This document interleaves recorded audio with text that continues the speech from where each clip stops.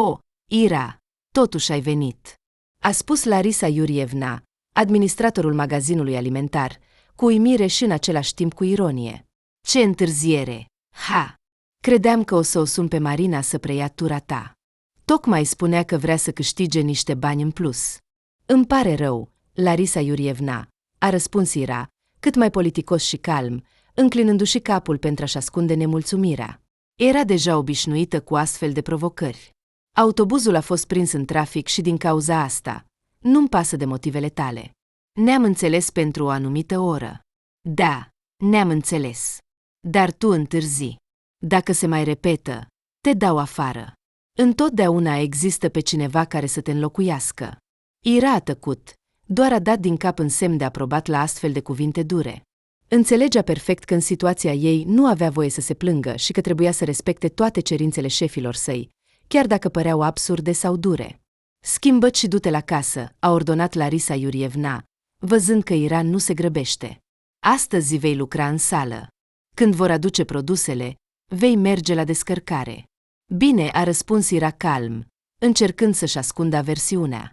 Nu-i plăcea să lucreze la casă, dar nu avea de ales. Schimbându-se rapid în uniformă, fata și-a desenat pe față un zâmbet prietenos și s-a dus la locul de muncă. Fată, cum poți să scanezi produsele așa?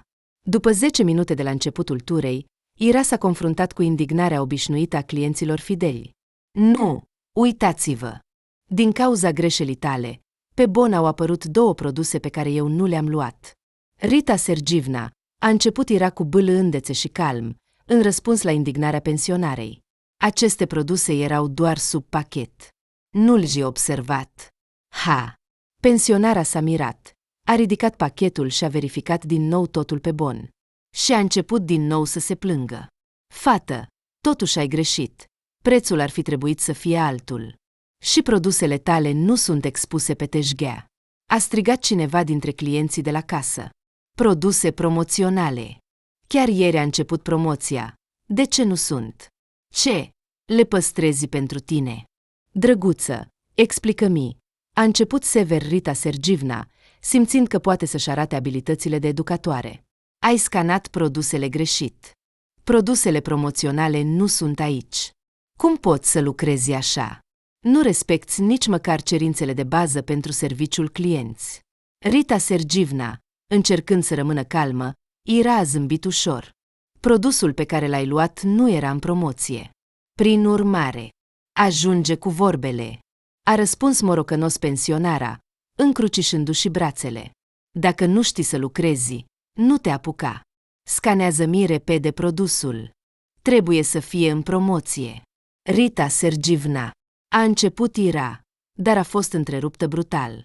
Ajunge cu vorbele goale, a strigat indignată Rita Sergivna. Tu ești aici să lucrezi, nu să vorbești. De ce nu îți îndeplinești obligațiile de muncă? Ce se întâmplă? Larisa Iurievna a apărut ca un diavol dintr-o cutie, deși Ira era ferm convinsă. Administratorul era aproape și ar fi putut interveni mai devreme, dar pur și simplu nu a vrut. Larisa Iurievna s-a concentrat pe noul client. Pensionara și-a adăugat mai multe lacrimi în vocea ei. Cum poți să lucrezi așa? Ai încredințat magazinul unei nepricepute. O va distruge înainte să apuci să clipești. Rita Sergivna, exagerez, a răspuns Larisa Iurievna cu un ton bâlând, stăpânindu-și zâmbetul mulțumit. Ira este o lucrătoare începătoare și este normal să greșească. Ei bine, desigur, a răspuns pensionara cu morocănos. Când greșești, e normal, dar când trebuie să returnezi banii clienților păcăliți, asta devine imposibil. Cine ți-a spus așa ceva? A întrebat Larisa Iurievna cu o uimire jucată, încercând să-i paseze cât mai mult din vina pe Ira. Acum vom rezolva totul. Ira, probabil, pur și simplu nu a avut timp să-ți spună. Pensionara a murmurat ceva neclar, dar a încetat să se mai plângă. Ira, fă repede returnarea, a început Larisa Iurievna cu un ton sever, întorcându-se către fată. Da. Ira s-a uitat la suma returnării. Era destul de mare. Fără daruri și alte condiții, a continuat Larisa Iurievna. Repede, altfel te dau afară. Ce vorbești cu ea? A început Rita Sergivna cu voce tare și indignată, urmărind cu atenție cum Ira face returnarea. Astfel de lucrători, care nu pot învăța măcar cele mai simple reguli de servicii, trebuie dați afară imediat. Ei bine, ce să zici, Rita Sergievna, a răspuns Larisa Iurievna cu bâlâândețe. Dacă am da afară lucrătorii de fiecare dată, cine ar mai lucra? Cu atât mai mult, astfel de oameni ofensați pot răspândi diverse zvonuri despre compania noastră și toți vom rămâne fără muncă. Asta e sigur. Ești o persoană bună și responsabilă, Larisa Iurievna. Și nu este corect ca din cauza unor nepricepuți să rămânem fără mijloace de trai. Ai perfectă dreptate, a răspuns trist Larisa Iurievna. De aceea lucrăm cu ceea ce avem. Banii tăi, Rita Sergievna, a spus Ira calm, întinzând suma returnării. Te rog, numără-i, ca să nu greșești. Dar tu, nu știi să numeri, a răspuns morocănos pensionara, numărând rapid banii. Totul e corect. Și roagă-te să te ajute Larisa Iurievna și să te îndrume pe calea cea bună, altfel furtul nu te va duce la nimic bun. Da, cu tatăl ei vitreg, astfel de urări sunt inutile. Așa, între noi, a spus Larisa Iurievna. Ira doar și-a strâns pumnii, ca să nu spună nimic. Ce e asta? Nu a înțeles aluzia Rita Sergievna, întorcându-se către interlocutoare. Așa că Ira este fiica adoptivă a lui Mihail Vitalievici, a spus administratorul cu o tristețe jucată. Așa că sfaturile tale, Rita Sergievna, nu vor putea ajuta această fată, deoarece a crescut într-un astfel de mediu. Oh, tu! S-a speriat pensionara și s-a uitat cu frică în ochi la Ira. Nu cumva este fiica aceluia? Da, a dat din cap administratorul. Același Mihail Vitalievici. Cum ai lăsat-o să se ocupe de bani? La strigătul indignat al pensionarei, toți cei prezenți s-au încruntat. Ea poate lăsa întregul magazin fără profit. Liniștește-te, Rita Sergievna, a spus Larisa Iurievna cu bâlâândețe, apucând-o pe pensionară de braț și conducând-o spre ieșire. Un scandal suplimentar nu era de folos, așa că era mai bine să elimine cauza, cât timp mai era ocazia. Ira este o persoană decentă. Totuși, nu este fiica lui de sânge. Pur și simplu îi lipsește educația corectă, deoarece mama ei a murit. Oh, exact. A suspinat ușor Rita Sergievna, acum mai calmă. Dacă privim din această perspectivă, atunci tu, Larisa Iurievna, îndeplinești două funcții. Și ca lider, și ca educator. Cum dai puterea să lucrezi cu o astfel de persoană? Ei bine, facem tot ce putem, a zâmbit modest administratorul. Îmi pare rău, dar trebuie să mă apuc de lucru. Pensionara s-a despărțit repede și s-a grăbit spre casa ei. Nu putea să aștepte să povestească o bârfă picantă. Fiica unui astfel de om dubios lucrează acum în magazin. Ira, intră în biroul meu, a spus Larisa Iurievna cu voce tare, întorcându-se în sală. Da, Larisa Iurievna. Ira a predat cheile de la casă colegului ei și s-a grăbit să o urmeze pe șefă. Așadar, Larisa Iurievna a intrat încet în birou și s-a așezat cu solemnitate la biroul ei. Cum explici că de la începutul turei tale au apărut probleme cu returnarea? Am acționat conform instrucțiunilor. A răspuns Ira sec, înțelegând că nimeni nu o va asculta. Programul nu a arătat că produsul trece la un alt preț. Ajunge! Ira, de câte ori ți-am spus, clientul are întotdeauna dreptate. Trebuia să faci tot posibilul ca o astfel de situație să nu apară deloc. A întrerupt-o sever administratorul. Dar în acest caz, magazinul nostru ar fi pierdut aproximativ 10% din venitul zilnic. Acest produs este foarte solicitat, a răspuns Ira. Ira a întrerupt-o pe Larisa cu un ton rece. Fata a tăcut speriată. Tu ai făcut o greșeală. Roagă-te ca Rita Sergievna să nu răspândească zvonuri că magazinul nostru nu știm să oferim servicii corecte. De aceea i-ai spus cine este tatăl meu vitreg. A întrebat Ira. De ce nu? Trebuie să-mi protejez magazinul. La urma urmei, este și profitul meu și nu pot permite ca din cauza unei greșeli a angajatului meu clienții să nu mai vină aici. Și nu ți-e frică că acum nu vor mai veni deloc? A întrebat Ira în șoaptă, uitându-se atent la șefă. Nu mi-e frică, a spus Larisa Iurievna, respinând temerile Irei. Acum vei fi subiectul principal pentru toți și în magazinul nostru vor veni chiar mai mulți doar ca să te vadă. Un singur lucru, nu te pot pune la casă, altfel vor cere constant returnări. În ultima frază a lui Larisa Iurievna a fost o notă de regret, iar Ira a tremurat de aversiune. Știa de mult că administratorul era o femeie care prețuia banii și profitul ei. Dar ca să ajungă să facă din unul dintre angajații săi un fel de exponat, o reclamă vie, pentru Ira, o astfel de atitudine era foarte dezgustătoare. Apropo, Ira, Larisa Iurievna s-a întors la discuție și la subiectul principal. Ai acumulat prea multe plângeri. Magazinul poate suferi pierderi mari. Și ce propui?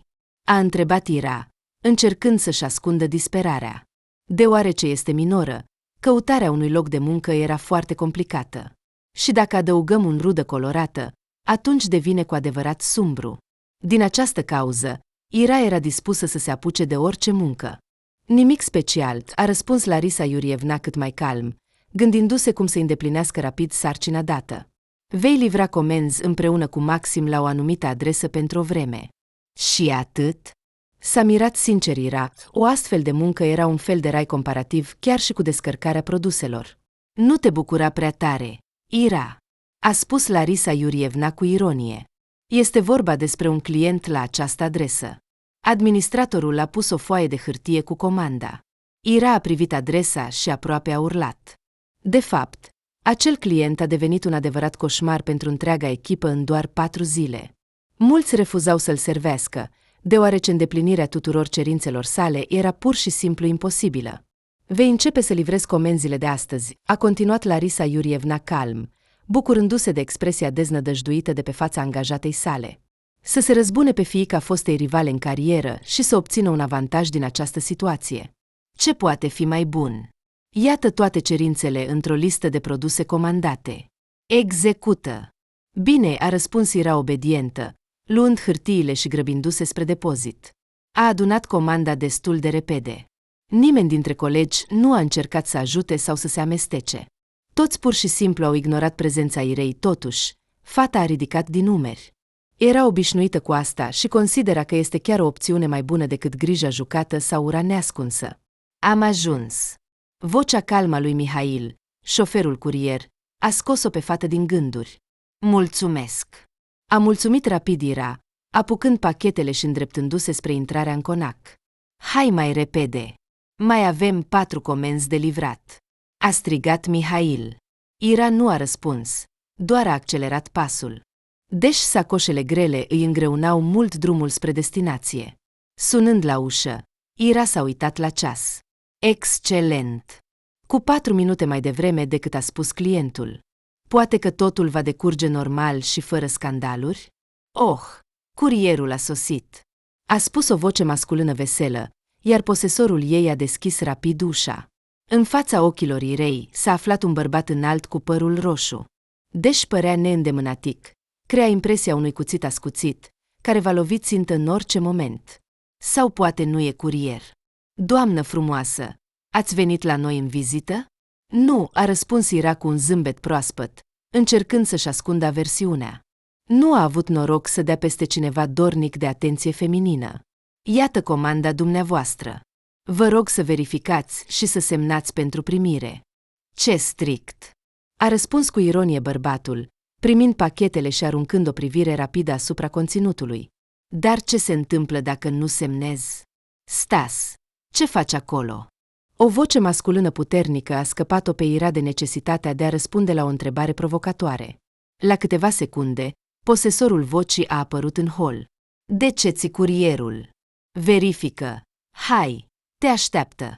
Dar de ce, când totul merge atât de bine, șeful cere o atenție deosebită? A suspinat în aer Stas, apoi s-a uitat la fata care stătea modest. Îmi pare rău, doamnă frumoasă, dar munca nu așteaptă. Unde trebuie să semnez? Aici Ira a întins hârtiile și pixul.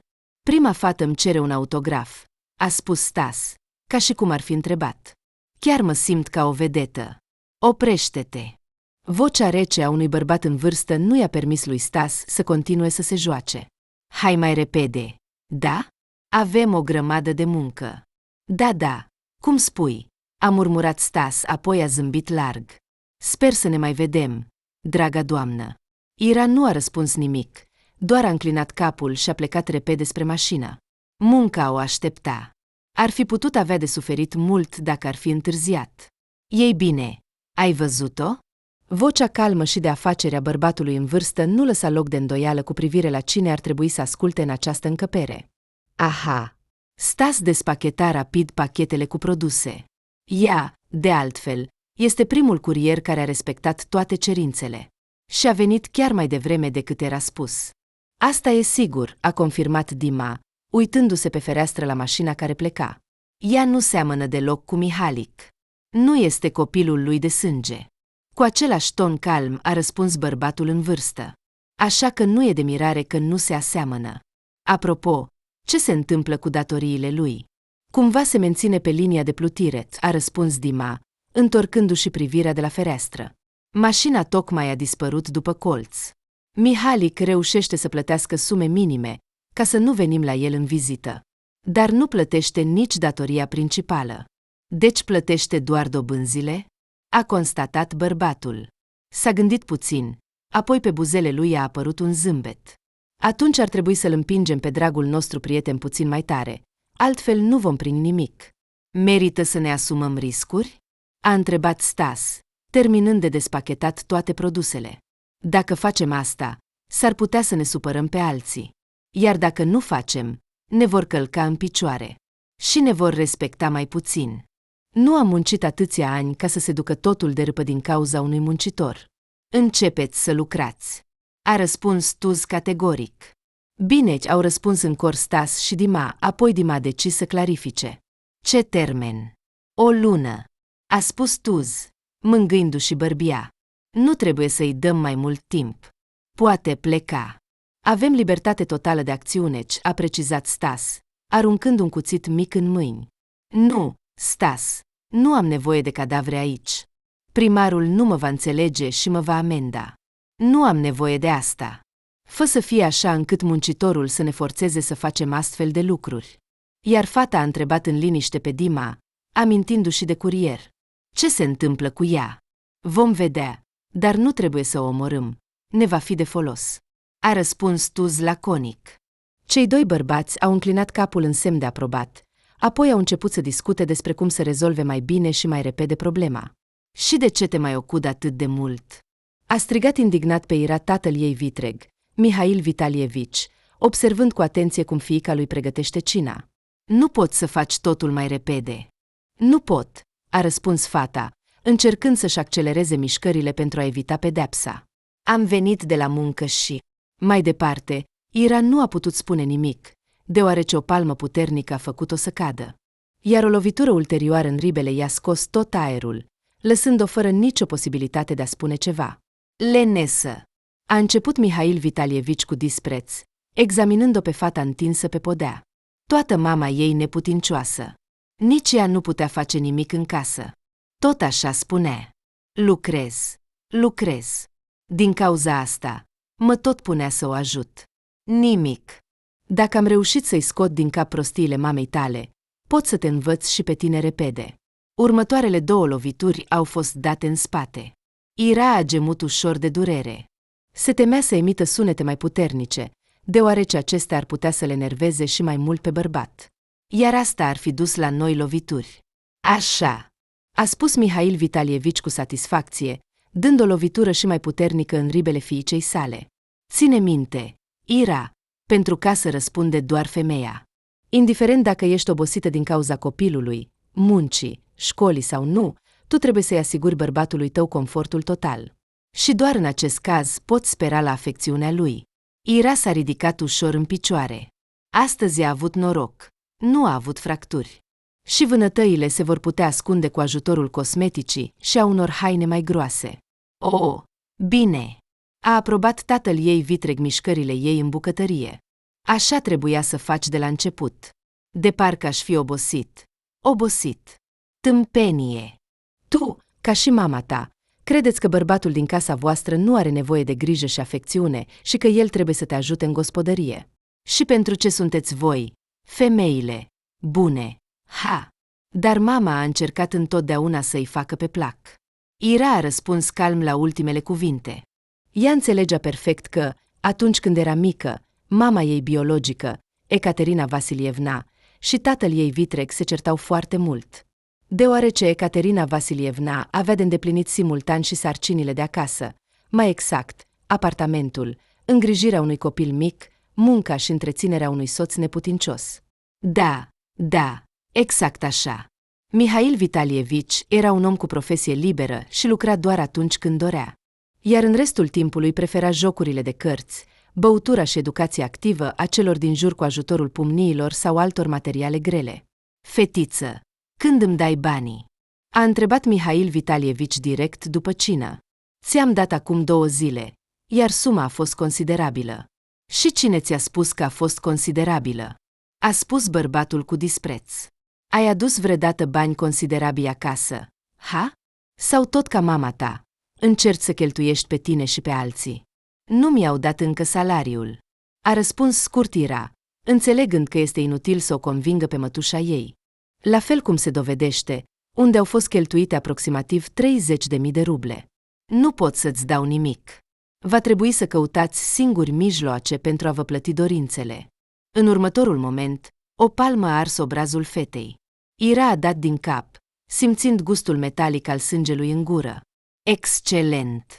Mâine voi speria clienții cu fața mea umflată, s-a gândit fata cu amărăciune, încercând să nu facă mișcări suplimentare pentru a nu provoca o nouă lovitură. Cum îndrăznești să vorbești așa cu mine? A strigat Mihail Vitalievici. Crezi că, deoarece lucrezi, ai devenit independentă? Sau vrei să spui că eu stau pe spatele tău? Știi câți bani am investit în tine când erai copil? Ha? Bărbatul a tăcut pentru o vreme, respirând greu. Ochii lui ardeau de furie. Așa că, irat, a început el cu o voce rece.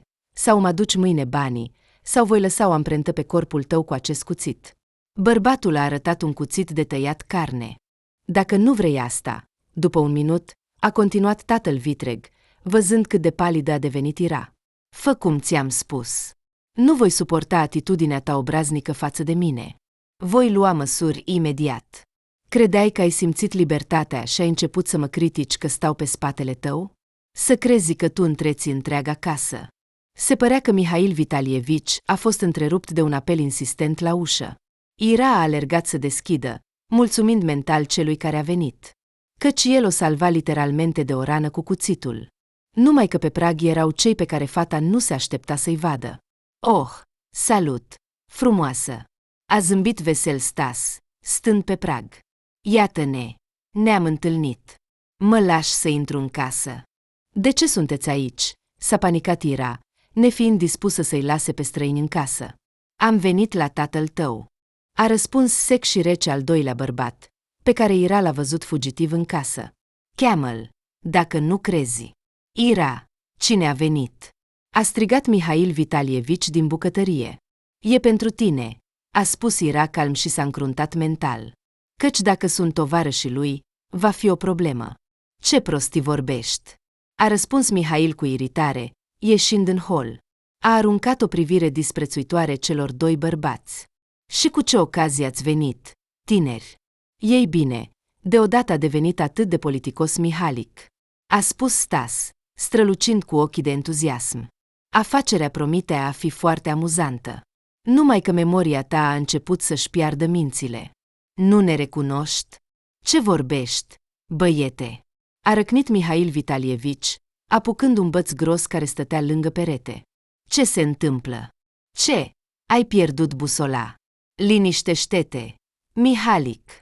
A întrerupt cu un ton rece al doilea necunoscut, apucându-i mâna. Suntem de la Tuz, el a cerut să-ți transmită salutări. De la Tuz? Vocea lui Mihail a devenit imediat răgușită. A lăsat arma și s-a retras în adâncul apartamentului. Ei bine, dacă e de la Tuz, intrați. Îmi pare rău, nu te-am recunoscut imediat. Ira, de ce-ți oaspeții la ușă? Du-i repede în sufragerie. Nu-ți face gris, Mihalic. A spus Stas cu un zâmbet viclean, intrând în apartament după gestul de invitație al Irei. Abia am reușit să ne salutăm cu fiica ta, iar tu deja te îngrijorezi de ea. Trebuie să fii mai calm. Nervii nu sunt de la Dumnezeu, nimeni nu ți va da. Așa e, nu a vrut să se contrazică Mihail Vitalievici, intrând în sufragerie. Și ce aveți nevoie de la mine? Ei bine, de ce ești atât de supărat, Mihalic? A spus Stas cu reproș. Noi, putem spune, am venit cu cele mai curate intenții să ne vizităm vechiul prieten și tovarăș de la numele șefului nostru, iar tu... Nu exagera, Roșcovan, a spus Mihail sec, gesticulând către Ira și a spus repede, adu 2 sticle din sertarul de sus de la bucătărie. Rapid! Ira a adus repede cele cerute. Așezând totul pe masă, ea voia să plece. Dar mâna lui Stas i-a blocat calea. Tu unde te duci, frumoasă? A spus Stas cu o ușoară ironie. Fă-ne companie, nu te vom supăra și nici nu te vom atinge. Stas, oprește-te! Vocea celui de-al doilea bărbat era la fel de rece și calmă. Dă-i fetei drumul. Mâine are de lucru. Atos nu-i place când comenzile sunt întârziate din cauza calității proaste. Asta e adevărat, a confirmat trist Stas, s-a uitat cu tristețe la Ira, speriată. Bine, după cum vezi, dorința șefului este lege. Hai atunci, până mâine. Să aveți o odihnă plăcută, a murmurat Ira și a dispărut repede în camera ei. Și s-a bucurat că pe ușă era un lacăt. Da, un astfel de BGF nu poate fi oprit, dar simplul fapt că era acolo îi oferea o mare siguranță. După ce s-a schimbat repede, fata s-a culcat în pat și a adormit. Oboseala se făcea simțită. Ei bine, acum îmi veți spune ce vreți de la mine? A întrebat Mihail cu o voce răgușită, sorbind dintr-un pahar cu vodcă. Nu trebuie să-mi minți despre o simplă vizită prietenească. Dar tu, ca întotdeauna, ești neîncrezător, muncitor, a răspuns vesel Stas. Chiar am venit cu o vizită prietenească. Nu ai mai fost la Tuz de mult. Îi este dor de tine.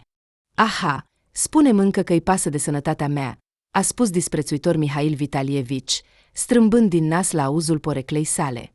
Au trecut atâția ani, dar încă nu a fost uitată. Destul. Nu cred că sunteți aici doar așa. Nu avem nevoie să credeți, a răspuns calm Dima, clătinând un pahar cu alcool în mână. Apoi l-a așezat cu riscul pe masă. Dar dacă spuneți așa, ce ziceți de această variantă? Fiecare câștig al vostru este răspunsul nostru cinstit la întrebarea voastră. E de acord? În ce jucăm? S-a entuziasmat imediat Mihail Vitalievici.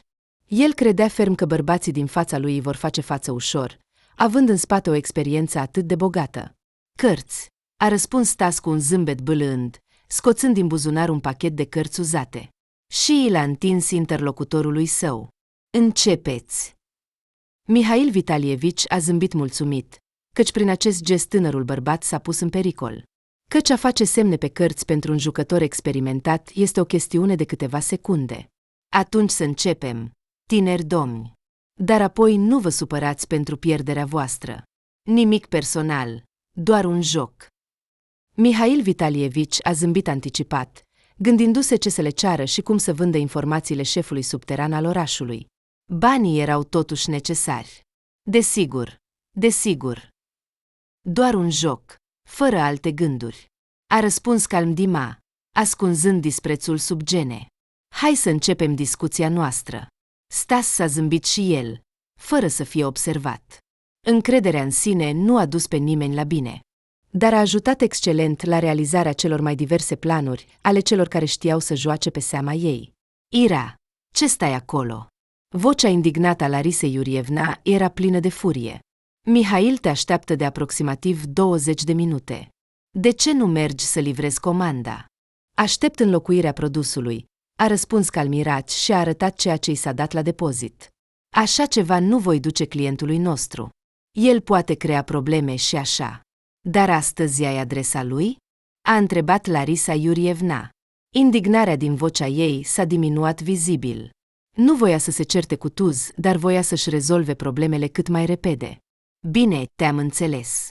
Când primești înlocuirea, nu te mai întârzia. Nimeni nu va plăti pentru doar așa sau simplu. Ira nu a spus nimic. Și nici nu era nevoie, deoarece administratoarea s-a îndreptat rapid în direcția opusă. După ce a primit înlocuirea, Ira s-a dus imediat la Mihail, iar apoi a fost deja schema obișnuită. O călătorie până la conac din oraș, un apel la ușă, predarea produselor lui Stas și obținerea semnăturii sale. Expedierea către următoarele adrese. În acest ritm, Ira a existat deja o săptămână și s-a obișnuit chiar cu glumele lui Stas atunci când o întâmpina. Ira, urletul furios al lui Mihail Vitalievici, a fost o surpriză neplăcută când fata a predat din nou pachetele lui Stas. De ce nu am primit banii mei până acum? Ce bani, Mihalic? A întrebat Stas cu un zâmbet sarcastic, fără a-i permite lui Ira să ajungă la fată. Și apoi va trebui să se lămurească de ce a avut loc o bătaie pe teritoriul lor. Așa. Ea îmi datorează bani. Nu mi dă de o săptămână. Ce zgomotos ești. Așa-i. A spus un glas masculin rece, făcându-i pe Stas și Mihail Vitalievici să tacă imediat. Stas, lasă mașina. Iar fata să intre. Trebuie să vorbim. Bine, a răspuns docil Stas. Intrați, frumoasă doamnă. Eu voi vorbi cu partenerul vostru. Irei nu-i rămânea decât să încline capul și să intre în casă. Nu îndrăzni să spui că nu ai bani, a șoptit Mihail Vitalievici cu răutate, apucând-o pe Ira de mână. Spune că vei primi curând și vei da, chiar și cu dobândă. Și care-i problema? A șoptit speriat Ira, neînțelegând în ce a fost trasă de tatăl ei vitreg. Totul este în regulă. Vocea calmă a partenerului lui Stas s-a auzit din lateral. Intrați amândouă aici. Atus. A început să vorbească Mihail Vitalievici. Mihalic, ești un ciudat, a răspuns vesel Stas cu câteva secunde înainte ca partenerul său să-i răspundă. Vrei să vorbești despre astfel de probleme minore cu Tus? Crezi că el nu are alte treburi?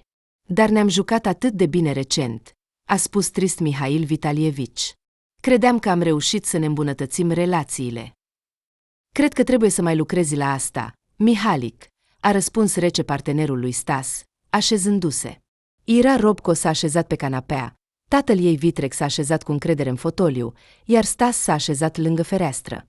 Deci, a început discuția partenerului Stas. Ira, înțelegi ce a făcut tatăl tău vitreg? Nu, a clătinat fata din cap. Uimitor. Ai trăit atât de mulți ani lângă el și încă nu ai observat nimic ciudat. Sunt prea multe. A răspuns Ira, ușor iritată, ignorând șuieratul furios din partea lui Mihail. Ce anume te interesează? A spus Stas, întorcându-se către partener. Vorbește, Dima, tu o faci mai bine. E simplu, a dat din cap Dima. Tatăl tău a pierdut o sumă foarte mare de bani și asta nu a început acum, ci acum aproximativ 20 de ani. Dobânzile le-a plătit regulat, dar suma datorată nu a fost achitată. Și vrei să o plătesc eu? A întrebat Ira cu o voce răgușită. Înțelegea că tatăl ei vitreg datora bani unor oameni periculoși și nu putea face nimic în această privință. De fapt, nu tu, a răspuns calm Dima, privindu-le pe Mihail Vitalievici, care se simțea brusc jenat. A jucat tatăl tău, deci datoria este a lui. Dar dacă vrei, poți ajuta să reduci dobânzile. Restul trebuie să plătească el. Nu va putea plăti, a spus Ira în șoaptă, uitându-se în masă. Realitatea era înfricoșătoare. Dar Ira era pregătită să lupte până la capăt. Nu lucrează. Puteți verifica din sursele voastre. Toți banii sunt câștigați de mine în familie, așa că vă rog. În acel moment, o palmă a lovit obrazul fetei. Căzând pe podea, Ira a pierdut pentru o clipă orientarea în spațiu. Cum îndrăznești să mă faci de rușine, nenorocito? A răcnet Mihail Vitalievici. Te-am hrănit și te-am îngrijit atâția ani. Iar tu, spune că tu mă întreții. Cum îți poate întoarce limba să spui asta? Destul. Mihalic. Vocea rece a lui Dima a oprit brusc impulsurile distrugătoare ale interlocutorului.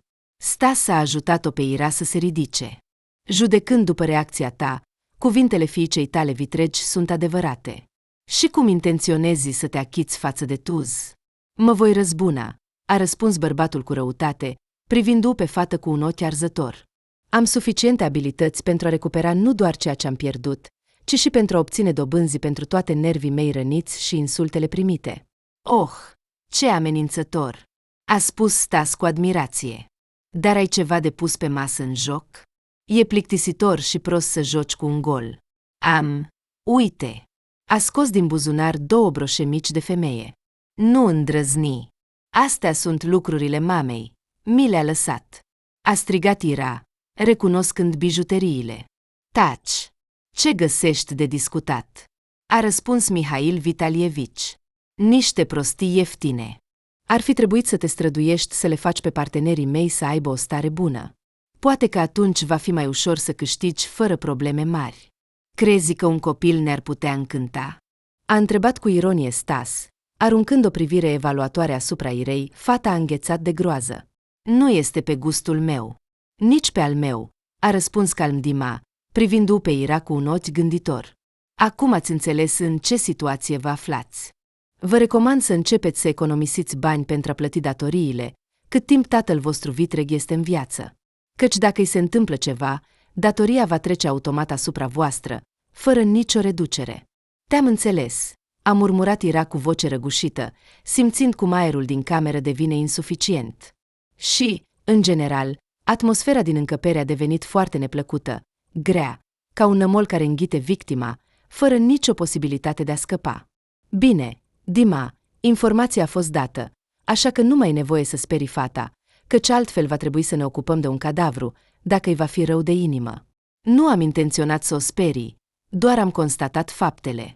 O va ajuta mai târziu, a răspuns partenerul său, amestecând cărțile. Totuși, în acest moment am de lucru, fără explicații suplimentare. Du-o acasă, căci altfel leșin aici. Bine, a răspuns docil Stas, a dus-o pe Ira acasă repede și calm. Nici măcar nu a spus nimic despre situația creată. Numai când Ira s-a pregătit să iasă din mașină, a spus în spate. Ira, ai grijă, nu faci aceeași greșeală ca mama ta. Despre ce vorbești? Ira s-a întors surprins către Stas. Se pare că nu ți-au spus. A răspuns Stas cu o ușoară tristețe, privindu-o atent pe fată. Mama ta a fost prea cinstită și directă și foarte iubitoare cu tine, copilul ei. Tocmai din acest motiv a suportat soțul ei, tatăl tău vitreg. Da, mama a încercat mereu să ne protejeze de tată, chiar și de șoaptele din spate. Și, în cele din urmă, nu a reușit să facă față invidiei prietenei sale, care a făcut tot posibilul ca Ecaterina Vasilievna să moară. A continuat Stas, acum și tu va trebui să decizi ce este mai bine pentru tine. Fii mai înțeleaptă, te va ajuta să supraviețuiești. Mulțumesc, i-a mulțumit Stas Ira și a ieșit din mașină. Și la 5 minute după aceea a înțeles despre ce vorbea Stas. Nu, doar uită-te, au șoptit vecinii ei din casa lor, când Ira a trecut pe lângă ei spre blocul ei. Tatăl ei abia își duce zilele, iar ea umblă după bărbați. A pierdut complet rușinea. A ce rușine poate fi? A spus cu voce tare Rita Sergivna, ieșind hotărât în față și ignorând-o demonstrativ pe Ira care se îndrepta spre casă. M-a păcălit acum câteva zile. Abia mi-a dat banii înapoi. Se vede că a decis să nu-i dea tatălui ei acești bani pentru a-și îmbunătăți situația materială. Se pare că totul se duce pe apa sâmbetei. Ar trebui să-și ajute tatăl. Ai dreptate, Rita Sergivna, a spus Avdotia Pavlovna, examinând-o cu atenție pe Ira. Chiar dacă Mihail Vitalievici este un fost condamnat, nu a mai deranjat pe nimeni de mult timp, chiar a lucrat cândva, până când boala l-a distrus. Dar ce boală! Totul e din cauza soției lui, Ecaterina. Toată lumea știa asta, dar până acum nimeni nu vorbește despre asta. Ea l-a apăsat atât de tare pe bărbat, încât el era gata să plece în lumea cealaltă din cauza ei. Medicii abia l-au salvat iarna aceea. Oh, cum așa? Au șoptit toate vecinele. Privindu-o cu reproș pe Iraț, Rita Sergivna a încercat să fie cât mai politicos și calmă cu Ira, stăpânindu-și furia și lacrimile. Dar aveți măcar o dovadă că tatăl meu vitreg lucrează în acest moment? Dar în casa voastră sunt produse și plătiți pentru utilități, a răspuns cu stupoare bătrâna iubitoare de bârfe. Și tu ești îmbrăcată bine. Asta înseamnă că Mihail Vitalievici lucrează. E un bărbat bun.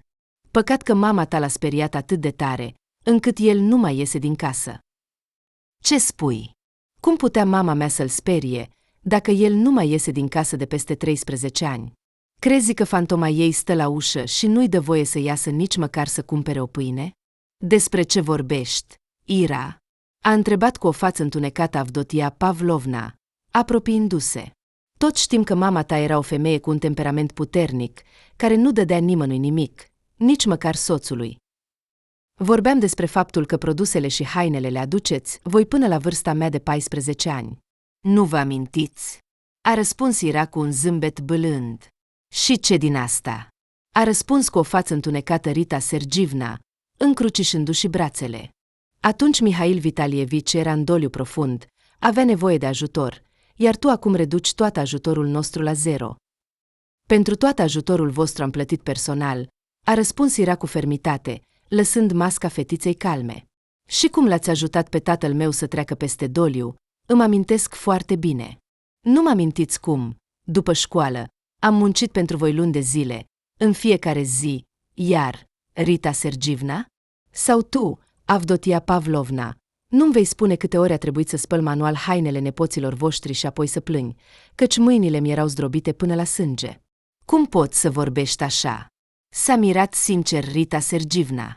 Te-am ajutat din bunătatea sufletului, atât cu haine, cât și cu produse. Ei bine, poate că te-am rugat câteva ori în schimb. Ce e atât de rău în asta? Ești tu, doamnă, ca să primești totul gratis? Mâinile nu-ți vor cădea de la muncă. De câteva ori a trebuit să vă curăț podelele timp de 4 ani la rând, chiar și când aveam febră mare sau o mână ruptă din cauza educației tatălui. Nu mi-ați ajutat niciodată și nici nu mi-ați întrebat ce se întâmplă. Lasă, Rita! Avdotia Pavlovna s-a apropiat de prietena ei și a pus o mână pe umăr. Judecând după tot, sângele Ecaterinei Vasilievna în ea este prea puternic. Atât mama, cât și fiica nu știu și nu înțeleg bunătatea umană. Și nu pot plăti liniștit și cinstit pentru toate darurile. De aceea, toți sunt puși la zid. Să lăsăm? Pensionara a scuturat brusc mâna prietenei ei. Avdotia Pavlovna, dacă lăsăm asta, Mihail Vitalievici va muri pur și simplu. Ecaterina, această nenorocită, l-a dus la traumă iarna aceea, iar acum fiica ei, această cățelușă mică, îl chinuiește pe tată. Unde se mai vede așa ceva? Calmează-te! Avdotia Pavlovna a ridicat mâinile în semn de împăcare și s-a uitat la Ira. Nu este fiica lui. Ce să te aștepți? Cel mai probabil, Ecaterina a născut undeva, iar apoi a prins un bărbat bun, înainte ca cineva dintre noi să se poată orienta. Oh, da, am uitat că Ira nu este fiica lui, a spus trist Rita Sergievna. Apoi s-a uitat cu atenție la Ira, ce nefericit a fost Mihail Vitalievici. Mai întâi o soție răutăcioasă, iar acum și un rest de la ea. Ce nenorocire!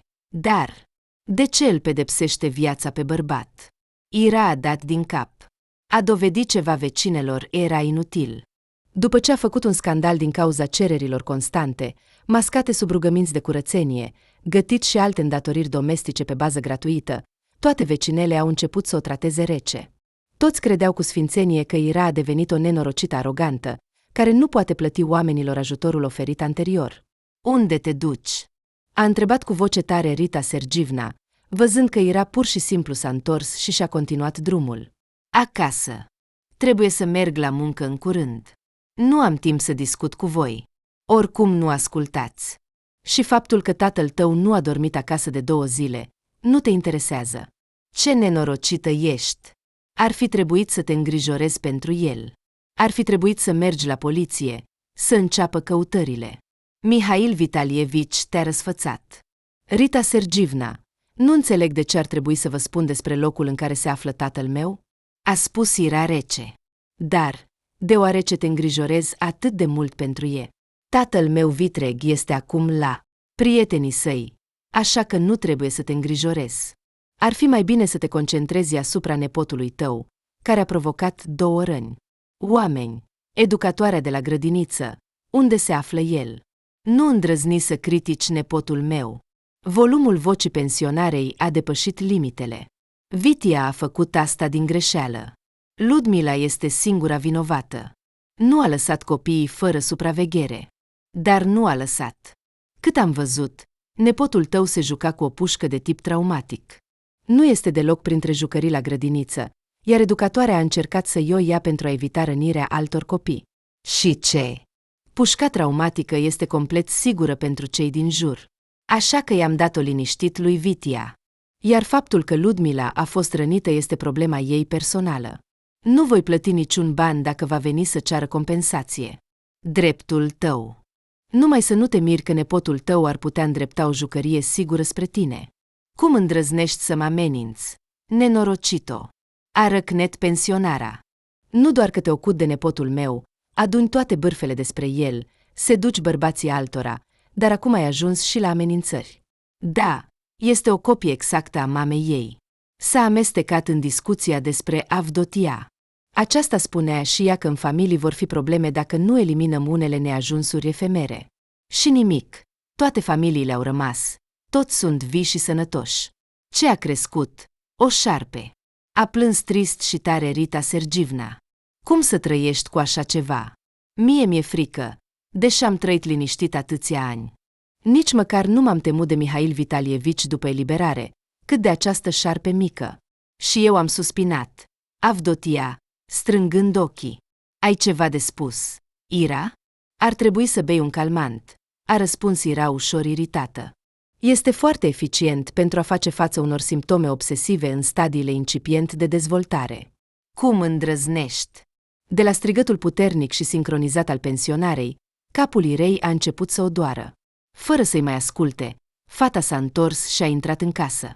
În apartament, Ira s-a simțit obosită și s-a lăsat pe podea chiar în hol.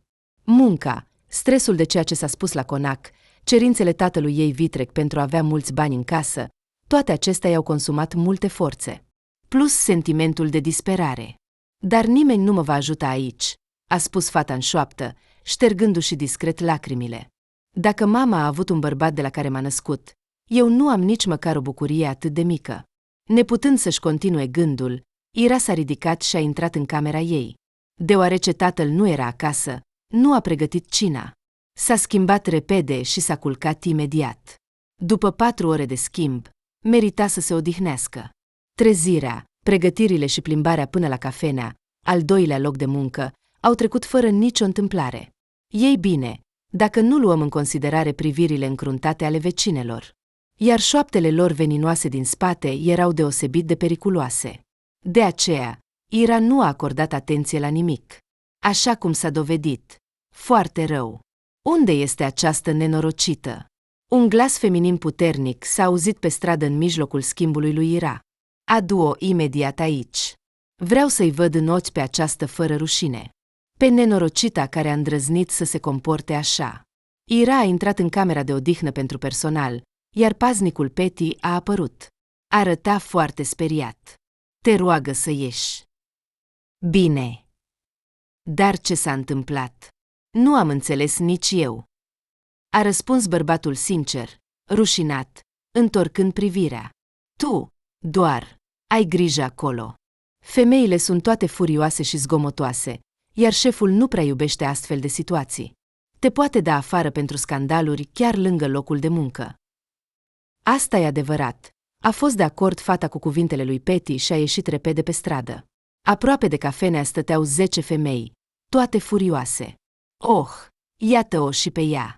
A strigat una dintre ele, era Eugenia, colega Irei, ea stătea adesea la casă, iar în schimbul ei au fost mari probleme cu banii, deoarece nu erau suficienți în casă. În sfârșit a ieșit, nenorocită. Care-i problema? A întrebat Ira sec, ridicând din umeri. Ah, iată care-i problema. Cu o voce bâlândă a cântat Larisa Iurievna, ieșind din mulțime. A venit rapid la Ira și a apucat-o de păr. Unde este soțul meu? Ce i-ai făcut? Nenorocită? Nu l-am văzut niciodată. A șoptit Ira de durere, încercând să se elibereze. Căutați-le în altă parte. Ah, în altă parte. A șoptit Eugenia și, deodată, a lovit-o pe Ira cu forță cu geanta în față. Tu ai sedus și pe soțul meu nu de mult, când m-ai înlocuit la casă. Apoi m-a comparat mult cu tine. Și pe al meu. A strigat o altă femeie din mulțime. Pe cine anume, Ira nu a văzut, deoarece Eugenia continua să o lovească în față cu geanta ei. Din cauza asta, el a fost de acord cu divorțul, în ciuda faptului că i-am dăruit un fiu. Cum îți ajunge rușinea? A șoptit cu răutate Larisa Iurievna, ținându-i strâns părul Irei. Ai decis, ca mama ta, să-ți deschizi picioarele în fața tuturor pentru a câștiga bani. Dar te-ai gândit măcar ce se va întâmpla în familiile lor? Nu s-a gândit la nimic. Vocea puternică a Ritei Sergivna a fost o completă surpriză pentru Ira. Am văzut că a fost dusă acasă. A fost adusă cu o mașină scumpă. Nimeni dintre noi nu are așa ceva, iar pe ea o duc. Pe ce merite? Interesant? Ai spus greșit. Rita Sergivna, a spus Larisa Iurievna, bucurându-se de cum fața Irei se transforma în carne tocată. Corect ar fi să spunem servicii. Așa-i. Ira? Nu am făcut nimic, a spus Ira cu voce tare, eliberându-se brusc din strânsoarea lui Larisa Iurievna. Cu greu păstrându-și echilibrul, fata a continuat. Dacă soții voștri au acționat așa, toate întrebările sunt pentru ei. Nu-i cunosc și nici nu am vorbit cu ei. Așa că, oprește-te să minți, a strigat Eugenia, lovind-o pe Ira în picioare, făcând-o să cadă pe pământ. Apoi Eugenia a început să o lovească cu picioarele. Cum îți ajunge rușinea să minți oamenii cinstiți în față? Da, e ca mama, a spus Larisa Iurievna, fără a refuza plăcerea de a da câteva lovituri nu doar cu tocurile, ci și cu un băț care s-a ivit. Era gata să facă orice pentru bani, chiar și-a vândut onoarea și conștiința. Mai departe, pentru Ira totul s-a transformat într-o unică cacofonie de sunete, lovituri și durere. Se ruga doar pentru un singur lucru, ca totul să se termine cât mai repede. Eugenia, un glas puternic și neașteptat a făcut-o pe femeie să se oprească brusc. Ce faci? Iubirea mea, a murmurat speriată Eugenia, uitându-se la soțul ei, care ieșise din mașină. Nu erai în apartamentul lui Mihail Vitalievici? Și de ce să fiu acolo? Nu a înțeles soțul ei. Privind rapid mulțimea rușinată, a văzut-o pe Ira bătută. Perfect. Ai decis să repeți evenimentele din acea iarnă? Eugenia doar voia să o învețe pe aceasta. Rita Sergivna s-a oprit, deoarece nu a reușit să găsească rapid cea mai precisă expresie. Caracterizarea. Rita Sergivna s-a împiedicat, deoarece nu a reușit să aleagă imediat cea mai precisă expresie. Și pentru ce? Vocea soțului Eugeniei era atât de rece încât putea îngheța întregul oraș. Care a fost problema? De ce voi, femeile adulte, v-ați năpustit asupra copilului? Ea nu este copil, s-a revoltat Larisa Iurievna. Nu voia să fie vinovată pentru situația creată. Ea este o curvă, la fel ca și mama ei. Practic, toate am pierdut soții din cauza ei, așa că am vrut să ne lămurim cu ea. Oh, da! Bărbatul a strâmbat din sprâncene, apoi a dat din cap și s-a apropiat de locul disputei. Ridicând-o pe Ira în brațe, s-a întors spre mulțime. Dacă căutați o ispititoare, atunci uitați-vă la alte localuri din apropierea gării. Acolo sunt soții voștri. Chiar și tu? A întrebat în șoaptă Eugenia. Îi era frică și rușine după ce soțul ei a văzut o astfel de scenă. Nu. Bărbatul a dat din cap categoric și a privit mulțimea. Acasă vom vorbi. După aceea, a dus-o pe Ira la spital. Acolo, fata a stat aproape o lună. Practic, nimeni, în afară de medici, nu a venit să o viziteze. Totuși, o vizită și-a amintit-o. Ira, mă bucur că te-ai trezit. Vocea Larisei Iurievna era uscată și oficială. Vei putea să te întorci la muncă în curând? Nu, mai am nevoie de recuperare. Străduiește-te să scurtezi acest timp, a spus Larisa Iurievna, scoțând telefonul. Fetele nu fac față comenzii de la acel client. Tot timpul sunt probleme. Unele chiar au demisionat după un scandal prelungit cu el. Și ce? El a avut cerințe. Și, așa cum a arătat practica, este complet realizabil să le îndeplinești. Dar asta reușea doar la tine, a mormăit Larisa Iurievna. Voiam să rezolv problema cât mai repede. Înainte ca tu să înceapă să se intereseze prea activ de starea Irei, clientul s-a dovedit a fi foarte exigent. Și tu vei suporta totul. Și vei fi dispusă să faci orice pentru a te menține la muncă. Credeți că sunt chiar dispusă să suport totul pentru locul meu de muncă? A întrebat amar Ira, închizând ochii. Da, vei suporta. Iar fetele trebuie să-și întemeieze familii, să-și construiască relații, să crească copii. Tu nu vei înțelege asta.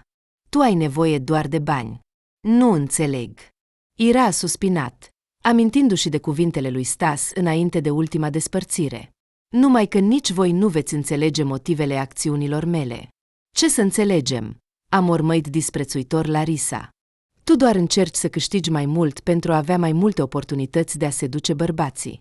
Căci cu o față urâtă, va fi mult mai greu. Îți pasă de tatăl tău vitreg? Comportamentul tău îl va duce în mormânt. El se îngrijea atât de mult de tine. Larisa Iurievna, de ce nu te-ai căsătorit cu el? Ai avut atâtea oportunități, chiar și după moartea mamei mele. Nu au fost oportunități. Știi că mama ta te-a născut de la un alt bărbat. A mormăit iritat interlocutoarea, apoi a privit-o pe Ira cu o evaluare. Da, știu chiar și de la cine. Ira a zâmbit ironic. Și cine crezi că este? Larisa și-a aruncat piciorul peste picior și a privit-o atent pe Irad, numai că privirea fetei o făcea să tremure. Era prea familiară. Așa a privit Ecaterina înainte de moartea ei. Soțul tău, Larisa Iurievna, a răspuns calm Ira, fără să-și abată privirea. Numai că nu al doilea, pe care îl arăți tuturor, ci primul, cu care ai divorțat după moartea mamei mele, când erai încă în străinătate. Cum? Cum ai aflat? A întrebat femeia, confuză. Nu se aștepta la așa ceva, deoarece în oraș nimeni nu știa că Larisa Iurievna a fost căsătorită a doua oară. Scrisori. Mama mea i-a scris soțului tău și i-a povestit despre acea seară. Și despre drogul pe care i l-ai pus. Și despre faptul că ai organizat o vânătoare. Și despre multe altele. Numai că nu a apucat să primească un răspuns. Crezi că tatăl tău biologic așa de mult își dorește să te vadă? A întrebat disprețuitor Larisa Iurievna. Îi era frică să primească un răspuns. Nu, el are cu siguranță o altă familie, copii ai lui. Nu vreau să distrug fericirea lor. Și fără asta, mi-e greu. Dar dacă înțelegi că prezența ta poate distruge o altă familie, de ce se duce atât de activ bărbații altora? A revenit la întrebarea dureroasă Larisa Iurievna. Din cauza ta, Eugenia acum divorțează de soțul ei, iar el nu vrea să audă că soția lui a vrut doar să vorbească cu tine. Și ce legătură are asta? El a văzut singur cum am vorbit cu mine. Așa că este complet decizia lui. Cum poți să vorbești așa? A strâns din mâini Larisa Iurievna. Îți pasă de Eugenia? Ea va rămâne singură, iar ea are un copil mic. Cum va trăi mai departe? Și cum voi trăi eu mai departe? Din cauza acțiunilor voastre, pot avea probleme în viitor cu nașterea unui copil. Și nu este sigur că voi putea să-i tratez. Iar dacă Eugenie îi dorește atât de mult un nou tată pentru copil, să meargă acolo unde mama mea îi spune. Ira, indignarea din vocea Larisei a crescut cu câteva trepte. Cum poți să vorbești așa? Da, Eugenia a greșit și, în emoții, a spus prea mult, dar este doar o persoană emoțională, aflată într-o situație de viață dificilă. Trebuie să înțelegi. Nu datorezi nimic nici ție, nici ei. A răspuns Ira, înțelegând că nu va mai exista o întoarcere după ce a luat decizia. Nimeni nu vrea să mă înțeleagă.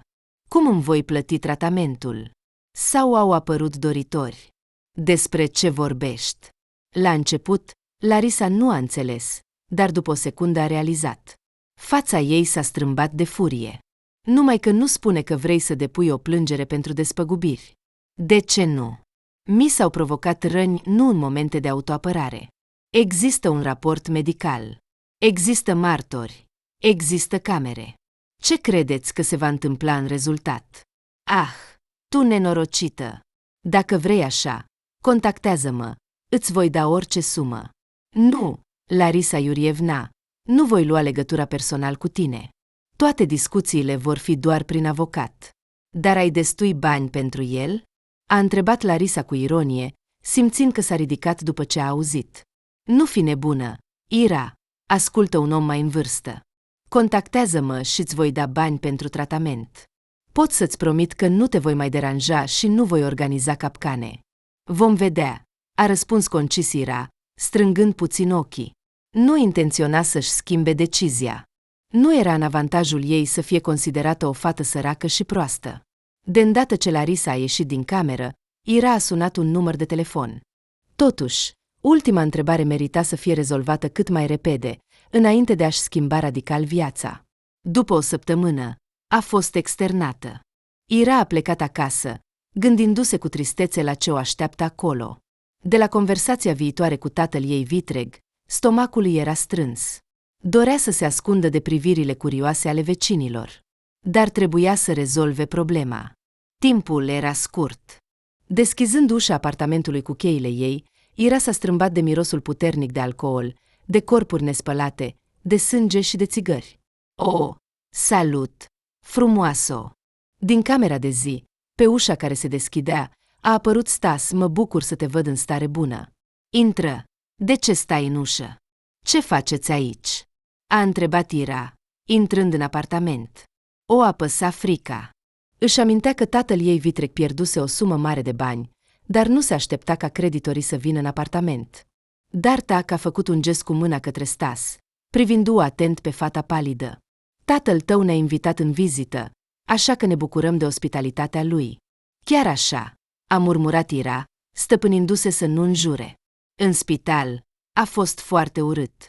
Personalul spunea că el este tot timpul ocupat și se plângea de Ira că a creat atât de multe probleme unui om atât de ocupat.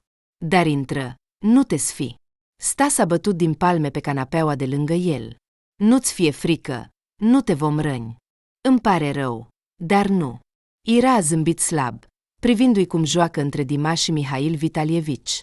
Mă simt încă rău, așa că nu pot să vă țin companie. Păcat, s-a întristat Stas, schimbând priviri cu partenerul său. Chiar acum jocul merge bine. Ne-ar plăcea să avem sprijinul unei fete simpatice. Stas, oprește-te, a tăiat calm plângerile partenerului Dima. Să meargă.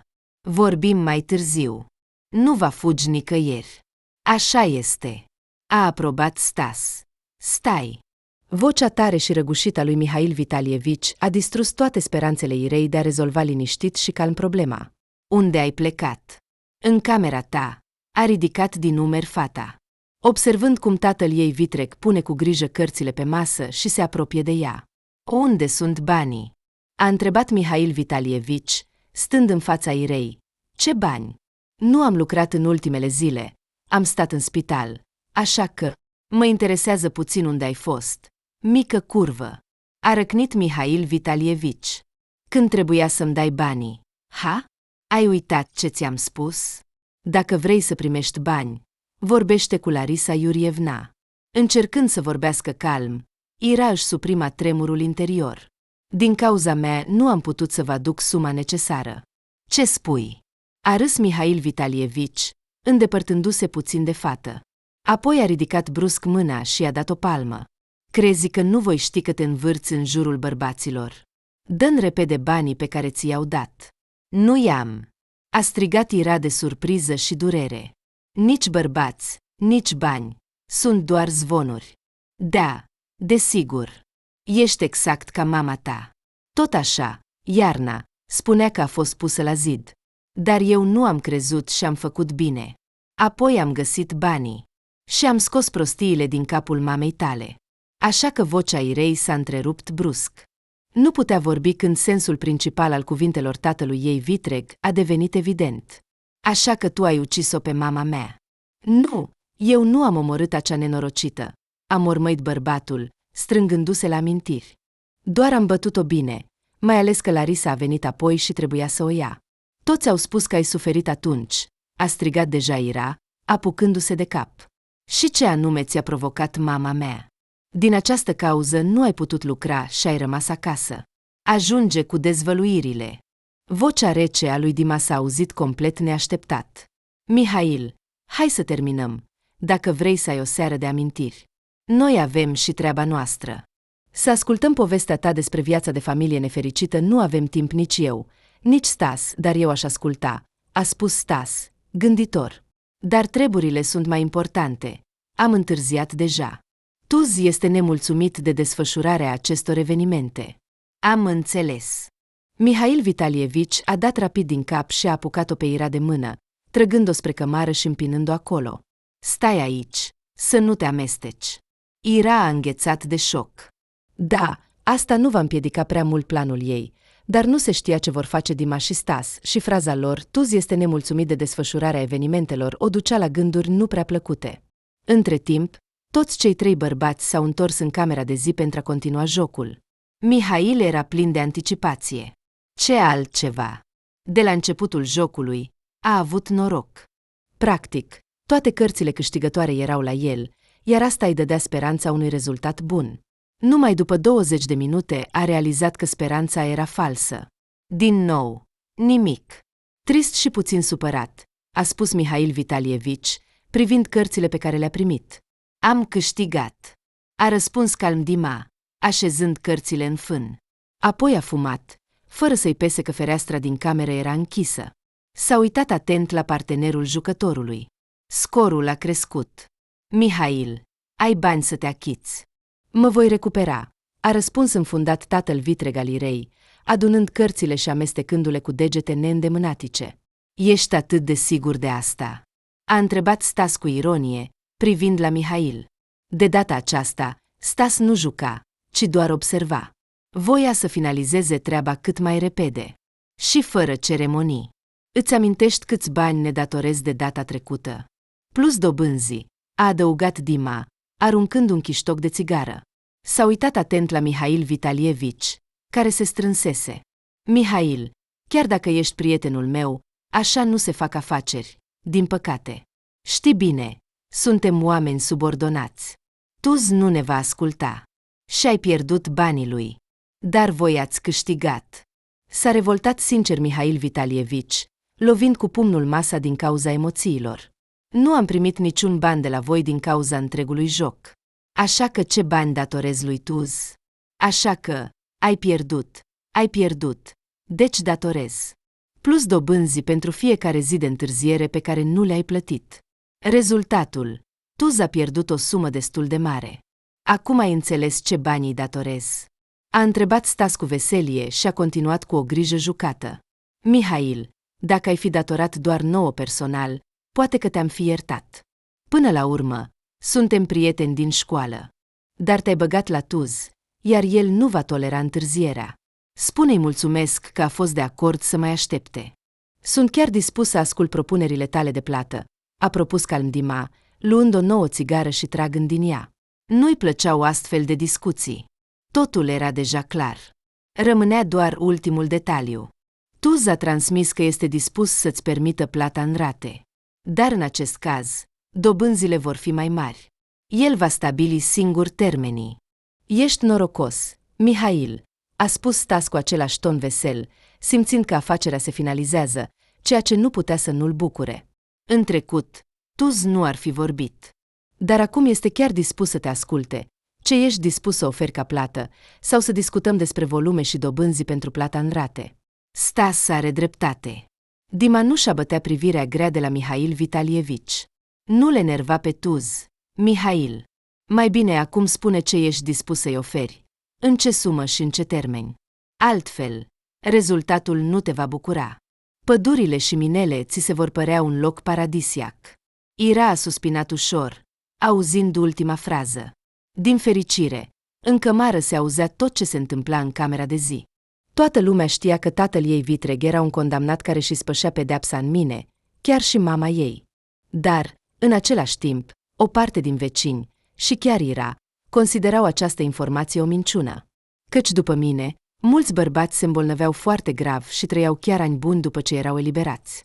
Iar Mihail se distinge printr-o sănătate de invidiat și o putere extraordinară pentru un fost condamnat care a ispășit pedeapsa în mine. Și aproape imediat după eliberare, a început să lucreze, ceea ce a întărit doar încrederea celor care se îndoiau de locul său de ispășire a pedepsei. Toate acestea, la un loc, duceau la anumite gânduri și generau multe îndoieri și zvonuri. Nu tu, Saha, vorbești despre mine, a mormăit Mihail cu răutate către Dima. Tu te-ai așezat bine aici după acel incident. Ai găsit un loc sub soare. Tu nu ai fost acolo și nu ai respirat praful de piatră. Ajunge cu asta, Vitia, a răspuns sarcastic Stas. Am înțeles deja cât de greu ți-a fost atunci. Nu este prima zi când mergem, dar trebuie să rezolvăm problema aici și acum. Altfel, Tuz te va trimite înapoi și nu vei putea ieși de acolo. Și e puțin probabil să ajungi acolo, Mihail, a răspuns Dima cu un ton rece. Era plin de furie, deoarece nu-i plăcea când îi pronunțau porecla. Așa sunt oamenii. Și nu putea uita acea situație. Ai un minut să te gândești. Ira s-a strâns în camera ei de frică. Gândurile îi zburdau prin cap. Nu avea bani nici ea, nici tatăl ei vitreg. Rămânea doar apartamentul. Dar cât a pierdut tatăl ei vitreg? Vor fi suficienți bani? Și unde vor merge apoi? Nu-mi veți da voie să mă recuperez? A întrebat Mihail. Din nou? A întrebat Stas cu ironie. Mihail, acceptă deja. Nu vei câștiga nici la mine, nici la Dima și mai ales, dacă joci, ai nevoie de o miză bună. Altfel, nu este interesant să joci. Ce vom obține dacă vrei să propui un joc? Nu-ți va da nimeni bani cu împrumut, a avertizat imediat Dima cu un ton rece, examinându-le atent pe interlocutor. Rămânea să apese puțin și munca lor va fi finalizată. Apartamentul. A început să vorbească Mihail. Și treptat, vocea lui slabă a început să câștige putere, ca și cum ar fi văzut o ieșire din situația sa. Da, voi vinde apartamentul. Banii vor fi suficienți pentru a plăti datoria și va mai rămâne. Ești sigur de asta? A întrebat Dima cu bâlâândețe. La privirea nedumerită a lui Mihail, bărbatul a explicat. Dobânzile. Mihail, dobânzile. Pierderea ta, împreună cu acesta, s-a comparat de mult cu valoarea apartamentului aproape de apartament prezidențiale. Ce alte opțiuni mai sunt? Ira ar putea câștiga suma necesară, a murmurat Mihail Vitalievici. Dați-mi doar timp. Ce timp, Mihail? A răspuns Stas cu puțină dispreț. În interior, ceva s-a terminat? L-ai pierdut de mult. Și tu crezi că fiica ta adoptivă poate câștiga o astfel de sumă într-un timp atât de scurt? Mai ales având în vedere că lucrează ca casieră și chelneriță, a adăugat Dima prietenului său. Nu cumva are un salariu atât de mare încât să poată plăti totul într-un timp scurt? Nu mă amintesc ca iubita ta să fi fost cunoscută pentru generozitatea față de angajații ei. Nu o atinge pe Larisa. Ea nu este implicată. Și așa îi plătește bine Irei, poate că îi va da și puțin, ca soțul ei să nu bănuiască nimic. Da, și apoi va cere și mai mult de la fată. Iubita ta se va strădui pentru o sumă mare.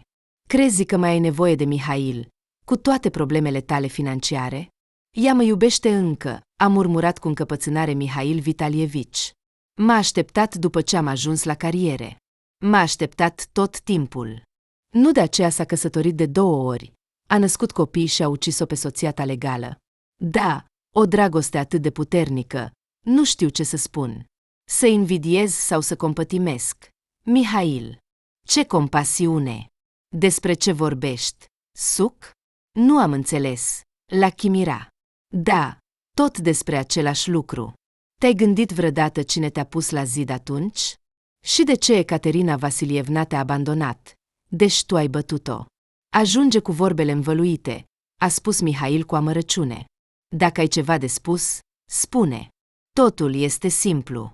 Atunci, înainte de atac, ai spus lui Larisa în impulsul pasiunii, iar ea a spus tot ce știa. Așa s-a întâmplat că tu ai ajuns în mine, iar pe noi, băieții, tu a reușit să ne scoată. Vrei să spui că Larisa a vândut informații autorităților? A spus Mihail cu ironie. Ha, ha, ha, încetează să minți, mai ales atât de stupid. Nu putea să facă așa ceva, s-ar fi pus și ea în pericol. Și cine a spus că ea a spus toate acestea poliției? A întrebat Stas cu răutate. Înțelegi, condamnatule, din acest lucru, iubita ta nu a câștigat nimic și poți să-ți dai seama cine a fost cumpărătorul ei, având în vedere că după condamnarea ta, afacerile ei au început să prospere, încât a trăit 5 ani liniștit în străinătate și nu a cunoscut necazuri. Minți! A șuierat Mihail, înțelegând la ce se referă bărbații. Toți mințiți! Nu putea să spună așa ceva șefului orașului. Nu putea. Ea mă iubește. Și de aceea a ucis-o pe soția ta. A adăugat Dima. Ecaterina Vasilievna a aflat că Larisa te-a pus la zid și a vrut să te ajute.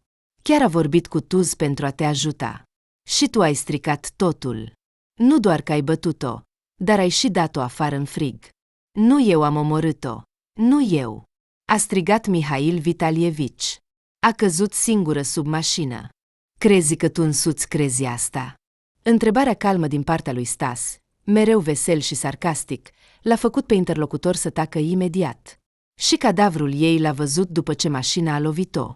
L-a văzut. Nimic deosebit sau special, fără să înțeleagă ce anume l-ar fi putut interesa atât de mult. Mai mult ca sigur că părea mai mult o carne tocată decât un simplu cadavru, a explicat calm Dima, strângându-și pumnii. Ira, în cămară, a rămas pur și simplu șocată. Nu se aștepta să audă o astfel de informație. Toate oasele erau rupte, fața arsă. Crezi că asta este doar un cadavru? Și ce dacă? Ce vrei? Să mă duc să mă răzbun pe Larisa? Așa că nu există dovezi că ea a făcut totul. Și nu cred că ea a fost cea care m-a denunțat autorităților când au fost toți prinși. Dar nu mai crede. A pierde timpul și a convinge nu este sarcina noastră. Să ne întoarcem la întrebarea principală. Când vei returna datoria? Mai exact, cine anume îți va da bani pentru a o returna? O voi face pe Ira să lucreze mai mult, a spus Mihail Vitalievici. Nu vedea nicio problemă în asta. Ea este o fată tânără și sănătoasă, așa că totul va fi plătit, doar trebuie să stabilim termenele. Și cum vrei să câștigi? A întrebat Dima aproape curios. Ce? Ție milă de fată, da? A întrebat Mihail cu ironie. Sau te-ai îndrăgostit? Da, nu te supăra. E o chestiune tânără, totul e clar, dar hai să... Ajunge! A întrerupt cu un ton rece pe Mihail Vitalievici, care se lăsa dus de visele sale. Nu-mi pasă de ea. Problema este ce muncă va face pentru a reuși să plătească totul. Viața ei mă interesează puțin. Ira nu s-a supărat deloc de ultima frază. Era mai atrasă de romanele în care eroul principal era un bandit. Chiar și visurile de a-l seduce pe un băiat rău. Chiar îi era recunoscătoare pentru o astfel de sinceritate. Am diferite metode de câștig.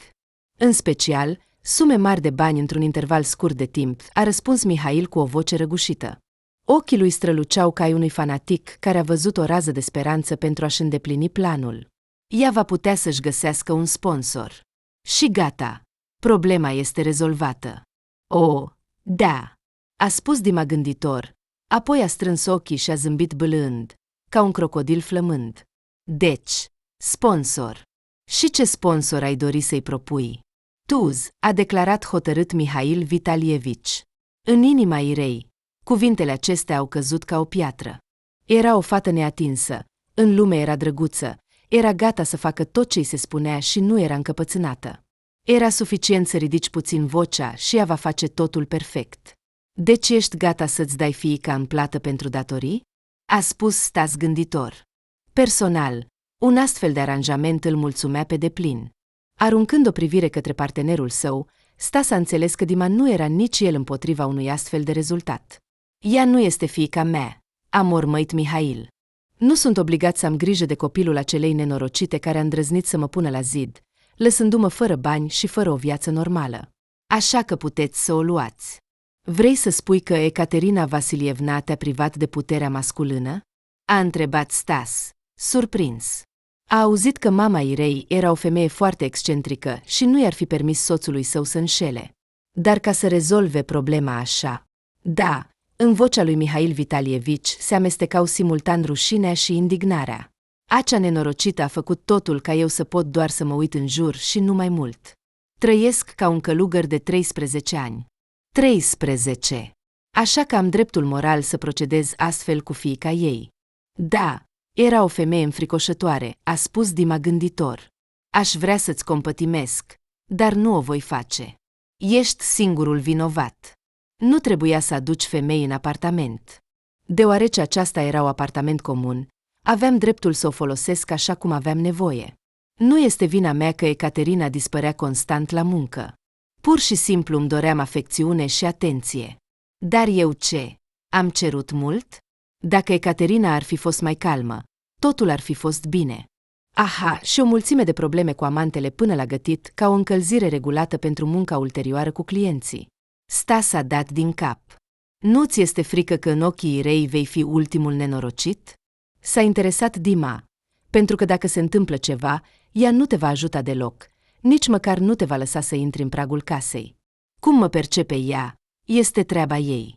Să-și facă acum datoria pentru pâinea pe care a mâncat-o sub acoperișul meu, a răcnit Mihail. Iar faptul că nu mă va lăsa să intru în pragul casei ei, să încerce mai întâi să se ascundă. Nu are minte, nici relații, nici abilități. Unde să se ducă? Se va întoarce la mine, iar eu voi decide dacă să o las în apartament sau nu. Mai ales că, conform legii, ca fiica mea adoptivă, va trebui să plătească pensie alimentară sau să mă ajute în alt mod. Ce pâine! Ce am mâncat? Am câștigat eu singură. S-a gândit Ira cu indignare. Furia i-a diminuat puțin frica de viitor. Dar după o inspecție rapidă a camerei în căutarea unei evadări dintr-un loc închis, un sentiment de neputință a copăleșit-o, ca o val oceanic în timpul unui tsunami. Nu era nicio ieșire. Nici măcar o fereastră simplă pe care să poată ieși afară și să fugă. Rămânea doar să aștepte și să acționeze în funcție de situație.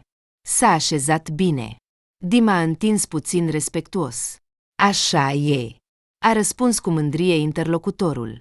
Dacă las totul la voia întâmplării, atunci această nenorocire mă va da afară din apartament și va arunca peste tot noroi, spunând că nu am avut grijă de ea. Așa că trebuie să clarific totul din timp, pentru a nu pierde. Deci, Ira va merge ca plată pentru datoria ta? S-a întors la discuția subiectului delicat Dima. Mihail nu era prea interesat de raționamentul lui. Timpul era scurt. Aha, a fost de acord Mihail Vitalievici. Era foarte mulțumit de această situație. Și nu îi păsa ce vor spune vecinii. Rumorile pot fi întotdeauna corectate. Clar, a dat din cap Dima, scoțând din geantă câteva foi cu text tipărit. Despre fată am înțeles. Iată, semnează aceste documente și atunci vom uita de datorie. Eu voi vorbi cu Tuz, Stas a răspuns vesel, plecând repede din sufragerie. Știa foarte bine ce documente îi întinsese colegul său pentru semnătură. Și dorea foarte mult să devină martor la un scandal mare. Ce documente sunt acestea? S-a interesat Mihail Vitalievici. Nu cumva Tuz nu mă crede pe cuvânt? Nu va crede, a confirmat Dima cu un ton rece. Acum cere ca fiecare datornic să semneze anumite acte, pentru a avea și legal cum să-l tragă la răspundere. Ei, Tuz, ce ai făcut? Mihail Vitalievici a râs. Totuși, vârsta își spune cuvântul și a devenit prea precaut în astfel de afaceri. Deși l-a surprins. Ce să mai spunem?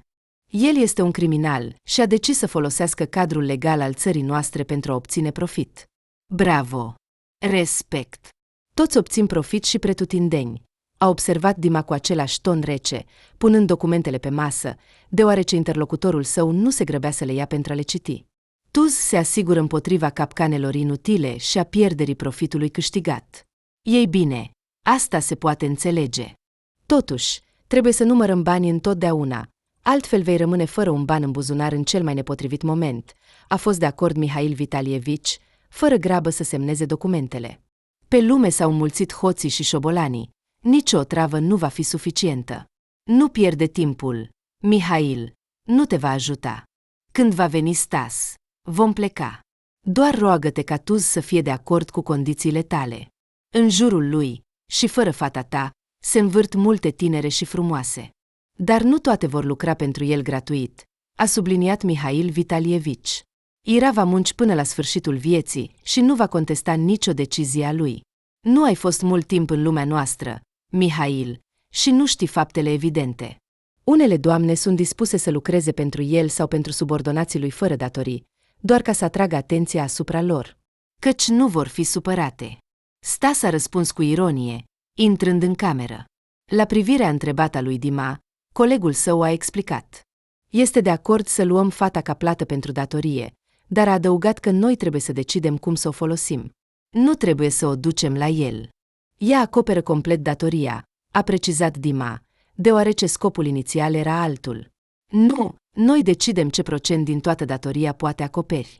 Scopul inițial Tuz a spus că trebuie îndeplinit, indiferent de cererile sau rugămințile. Excelent! Dima a suspinat ușurat, aruncând o privire evaluatoare către Mihail Vitalievici. Mihail, de ce stai ca o statuie? Semnează! Hai! Stas, du-te după fată, altfel ne vom pierde vremea până la sfârșitul vremurilor. Ira s-a panicat și a început să se agite prin cameră când a auzit ultima frază.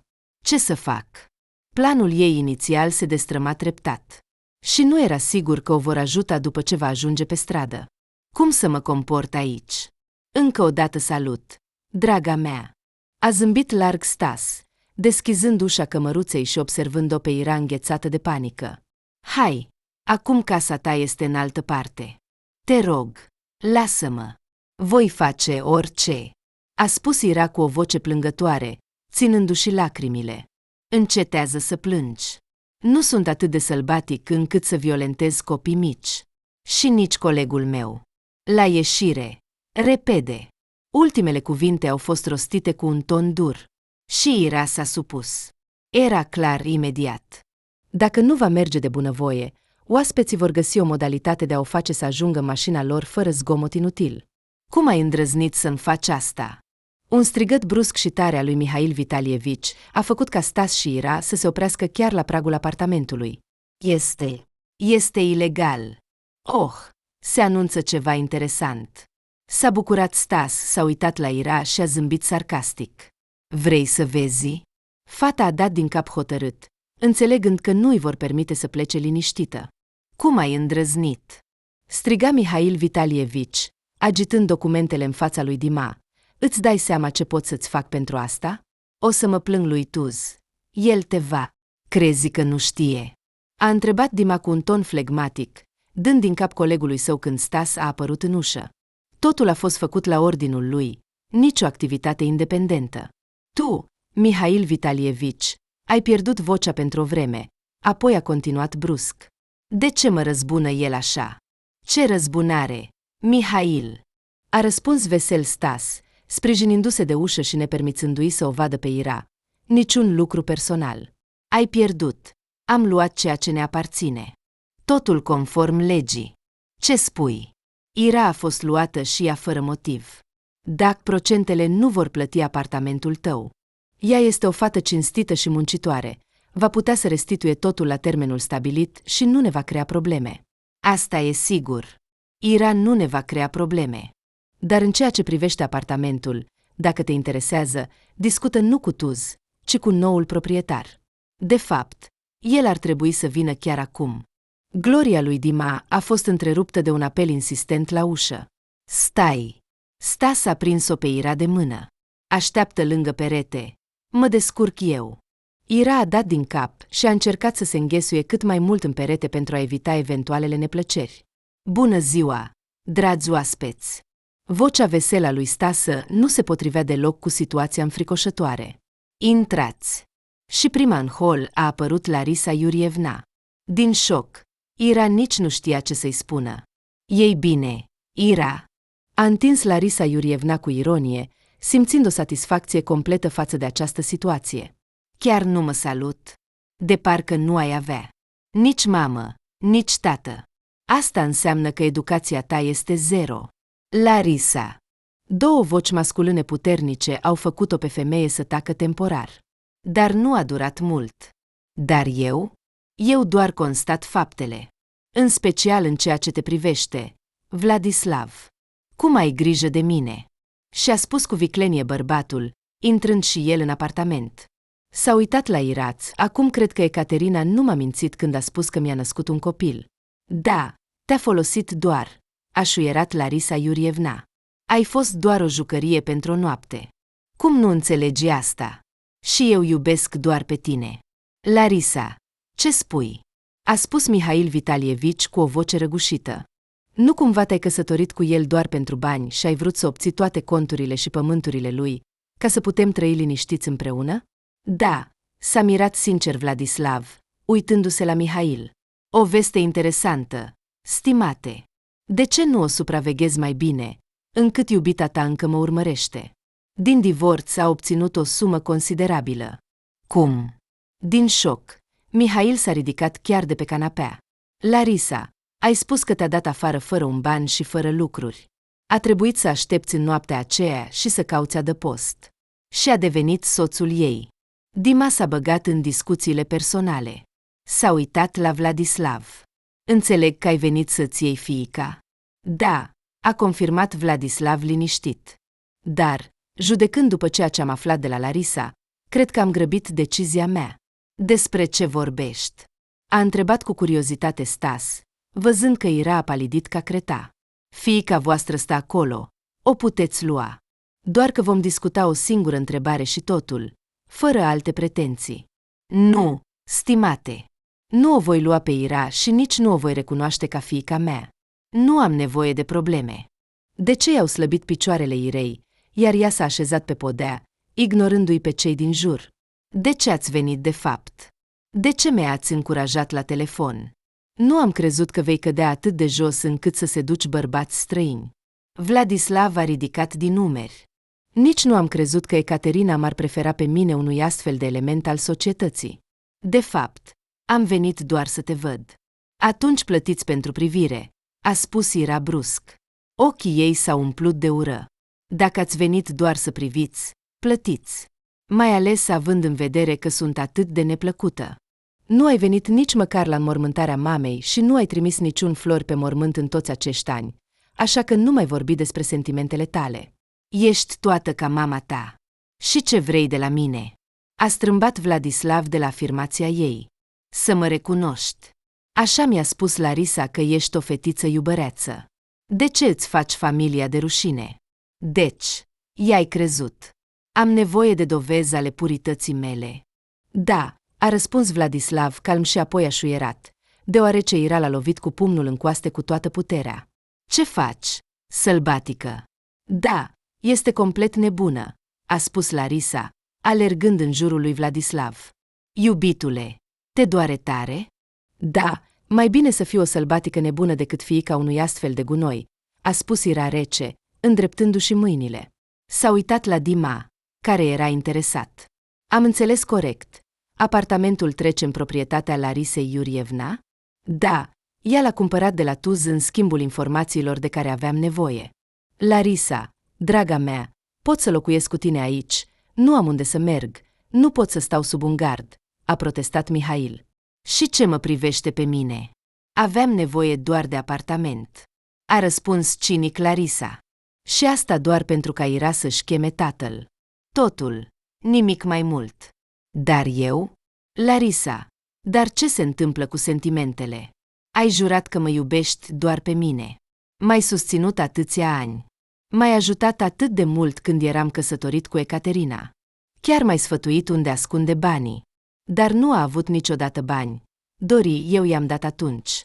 Am vrut să văd cum te descurci cu ea. Și nu aveam nevoie de o rivală în carieră. Căci tocmai atunci ea ar fi putut deveni proprietara magazinului, iar eu aș fi rămas casieră. Cum nu a fost? Mihail Vitalievici încerca evident să-și amintească detaliile acelei seri teribile. Ai spus că ai văzut cum împărțea banii la salariu în două părți și ai spus că a doua parte era mai mare decât prima. Ei bine, da, așa făcea. Doar că a doua parte o trimite aproape imediat părinților sau o dădea la spital pentru caritate. Asta e tot. Cum așa? Larisa. S-a pierdut Mihail. Ce? Larisa. Eliberează apartamentul. Nici eu, nici Vladislav nu avem unde să ne așezăm. Cum îndrăznești să te comporți așa cu mine, nenorocito? A strigat Mihail Vitalievici, ridicându-se să o lovească pe Larisa. Lovind-o cu un pumn, bărbatul a continuat să strige. Îți dai seama ce mi-ai făcut mie și vieții mele? Îmi dau seama, a spus femeia, ridicându-se de pe podea și privindu-le cu supărare pe Vladislav. Acesta a ignorat privirea ei. Mihail, nu credeai că te iubesc? Cum ai îndrăznit? A strigat Mihail. Nu putea să spună nici măcar jumătate din ceea ce avea pe minte. Bine, Dima s-a ridicat hotărât. Nu voia să fie martor la certurile de dragoste. Odată ce v-ați întâlnit cu noul proprietar, trebuie să respectați condițiile. Larisa Iurievna, ai făcut tot ce ți s-a spus. Promiți, Dima, tot ce era necesar. Am făcut și chiar am obținut mai mult decât am vrut. Larisa l-a privit cu reproș pe tânărul bărbat. Excelent! Ira, ai ceva de strâns? A dat din cap Dima. Nu, a dat din cap, uitându-se atent la tatăl ei biologic. Toate lucrurile de valoare au fost vândute de tatăl meu vitreg. Am doar o întrebare pentru părintele meu biologic. Și care este? S-a interesat Vladislav calm, examinând fata. Era chiar puțin trist că ea a crescut atât de dezordonată. Dacă ar fi moștenit determinarea mamei, ar fi devenit un reprezentant demn al familiei. Dar, din păcate, nu va trăi o viață de prostituată și nici nu va da bani. De ce ai crezut-o pe Larisa Iurievna, care și-a ucis mama? A întrebat Ira direct. Cum am ucis? A răspuns Vladislav șocat. A închis ochii și a dat din cap, adunându-și gândurile. Fetiță, dacă încerci să atragi atenția asupra ta și să pătezi în numele Larisei, de ce aș face asta? A râs Ira, ținându-și lacrimile. Nu cu mult timp în urmă, Stas și Dima au confirmat. Mama mea a fost ucisă. Și tatăl meu vitreg a spus că a văzut-o pe Larisa acolo când mama mea era pe stradă. Faceți concluziile singuri sau nu? Ce mincinoasă ești! A spus Vladislav cu greu, pronunțând un echivalent cenzurat. Vladislav s-a uitat sever la Ira. Laris, singura persoană care nu îmi va minți. Nu este convenabil să facă asta, căci în acest caz ar pierde chiar și o șansă de a-și restabili relația cu mine. Clar te-am înțeles. Foarte bine că drumurile noastre se despart aici, în apartamentul mamei mele. Și sper că nu vă voi mai vedea. Nu te mai exprima, Ira, a răspuns calm Stas, viața se poate schimba atât de mult, încât apoi va trebui să te gândești cum să te descurci. Iar eu acum nu voi mai gândi. A răspuns Ira demonstrativ calm. Ați spus că trebuie să muncesc mult. Să mergem. Mai bine să fiu ultima menajeră decât fiica unui astfel de om. Așteaptă. Stas a ținut ușa de la intrare, astfel încât Ira să nu iasă pe stradă. Există încă o întrebare care trebuie rezolvată aici și acum. Cei care se află în calmul lui Vladislav ar putea fi invidioși. Tânărule, dacă vorbești despre această fată, atunci declar responsabil că nu o voi recunoaște ca fiica mea. Ei bine, nu o face, a răspuns Dima, apropiindu-se de el din spate cu un alt pachet de documente. Doar citește asta. Și totul. Mai departe ne descurcăm noi. Ira nu este o fată proastă. Nu se va lăsa păcălită. Ira a dat din cap în semn de acord. O durere și o amărăciune o sufocau. Și, de asemenea, furie. Nu putea să înțeleagă și să-l ierte pe tatăl ei biologic pentru că a crezut atât de ușor în zvonuri și a renunțat la ea. Ce este asta? O întrebare bruscă și răgușită din partea lui Vladislav a făcut-o pe Ira să acorde atenție. Bărbatul răsfoia foile cu mâinile tremurânde. Larisa, cum să înțeleg asta? Iubitule, ce se întâmplă? Larisa a ieșit din bucătărie, unde se afla în ultima vreme, și l-a privit îngrijorată pe primul ei soț. Ce ai acolo, Dali? De ești atât de îngrijorat? Larisa, cum să înțeleg că ai folosit banii mei pentru a mă elimina? Ai spus că conduci o fundație caritabilă și că pur și simplu nu ai suficiente fonduri pentru copiii bolnavi. Iubitule, ți-am spus adevărul, a murmurat Larisa speriată, întorcându-și privirea de la Dima la Vladislav. Totul este o minciună. Nu-i da crezare. Te iubesc. Iubirea ta este atât de mare încât ai spionat afacerile mele, apoi ai vândut informații. A întrebat Vladislav cu o precizie aspră. Larisa s-a rușinat și a privit în jos. Și ce urmează? Ce ai vrut în final? Ce îți lipsea? Totul, a spus Larisa încet. Apoi și-a ridicat ochii și l-a privit cu ură pe Vladislav. Te-ai uitat doar la Ecaterina. Ai avut totul, iar eu. Cu ce eram eu mai prejos? Pentru a obține un ban, a trebuit să muncesc din greu încă de la o vârstă fragedă. Ecaterina, pe de altă parte, sau ție totul ți-a fost oferit aproape gratuit? Și ai decis să câștigi pe seama mea?